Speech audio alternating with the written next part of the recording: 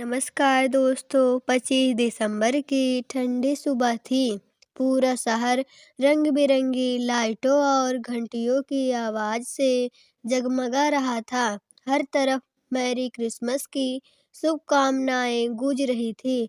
लेकिन शहर के पुराने रेलवे पुल के पास बनी झुग्गी में रहने वाले रामू, उसकी पत्नी सीता और 10 साल की बेटी गुड़िया के लिए यह दिन किसी और दिन जैसा ही था। रामू एक दिहाड़ी मजदूर था। रोज सुबह शहर की तरफ काम की तलाश में निकलता निकलता था। कभी काम मिल जाता, कभी खाली हाथ लौट आता। सर्दियों में काम मिलना और भी मुश्किल था। उस दिन भी रामू सुबह सुबह उठकर अपनी फटी जैकेट पहने बाहर निकलने लगा।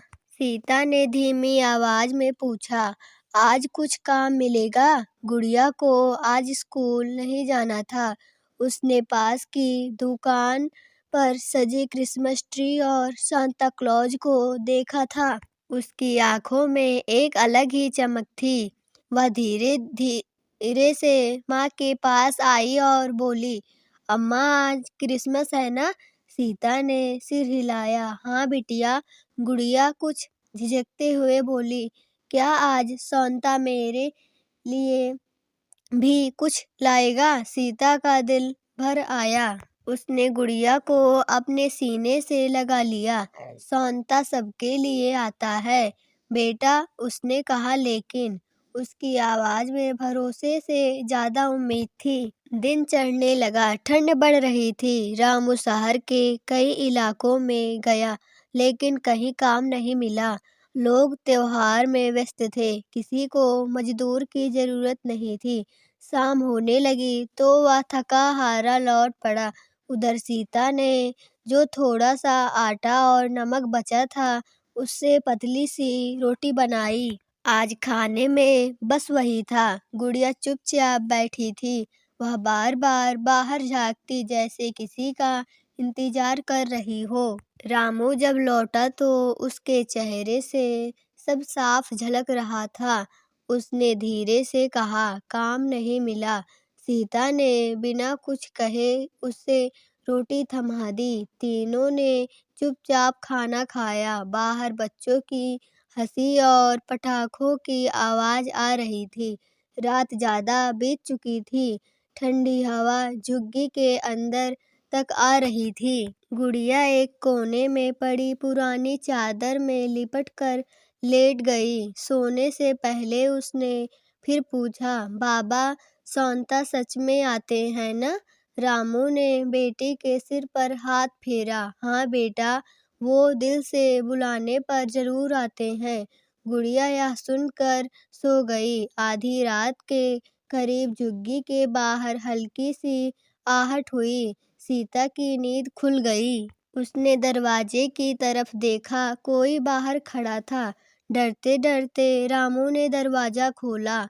बाहर एक अंधेड़ उम्र का आदमी खड़ा था, मोटा कोट पहने, हाथ में एक थैला लेकर आया।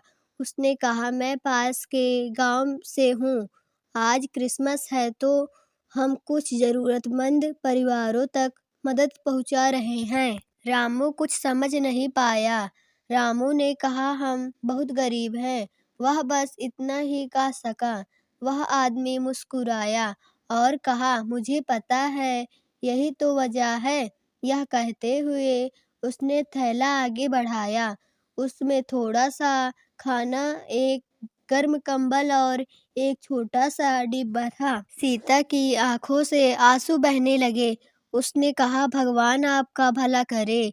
उस आदमी ने अंदर सो रही गुड़िया को देखा और धीमी आवाज में बोला, सुबह ये सारा सामान इस बच्ची को दे देना। इतना कहकर वह आदमी चला गया। सुबह हुई। 25 दिसंबर की ठंडी लेकिन उजली सुबह। गुड़िया की नींद खुली तो उसने अपने पास रंगीन डिब्बा देखा। वह उछल पड़ी। अम्मा, बाबा, ये क्या है? रामू ने मुस्कुराते हुए कहा, लगता है सांता आकर गए थे। गुड़िया ने डिब्बा खोला अंदर एक छोटी सी गुड़िया और एक ऊनी टोपी थी। उसकी खुशी का ठिकाना नहीं रहा। शांता सच में आते हैं, वह चिल्लाई। सीता और रामू एक दूसरे को देखकर मुस्कुरा दिए। उनकी आंखें नम थी लेकिन दिल गर्म था। उस दिन उन्होंने ठीक से खाना खाया, कंबल ओढ़कर बैठे और पहली बार उन्हें लगा कि वे अकेले नहीं हैं। रामू ने मन ही मन सोचा, शायद क्रिसमस का मतलब यही है कि दूसरे के दुख में थोड़ी सी खुशी बांटना। बाहर घंटियां बज रही थी, गुड़िया हंस रही थी और उस गरीब सी झुग्गी में उस दिन नए उम्मीद ने जन्म लिया था। तो दोस्तों, आप सभी को यह क्रिसमस की कहानी कैसी लगी, कमेंट बॉक्स में ज़रूर बताना। आप सभी का बहुत बहुत धन्यवाद।